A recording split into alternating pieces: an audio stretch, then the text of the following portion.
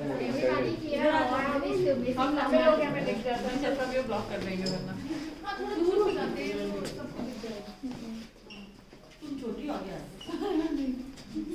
we can start now, right? Yes. So good afternoon, everybody. Welcome to TTC Black Forest and welcome to Drupa Shopping.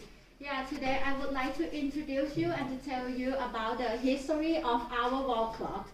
So it all started in 1640. As you can see, this is the first generation of our wall clock.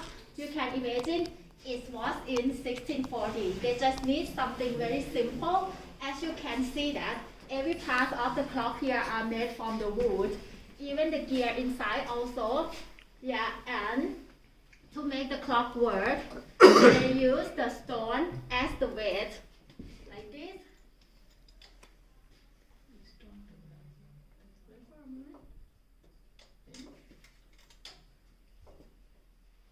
So normally the pendulum here will start moving, and when the pendulum here is moving, you will hear the tick-tack sound, which means the clock is already working. And as you can see, this clock can tell you only the hours. As you can see, there is only one hand, which means they cannot tell you the exactly time. It's just like 1 hour, 2 hours, 3 hours.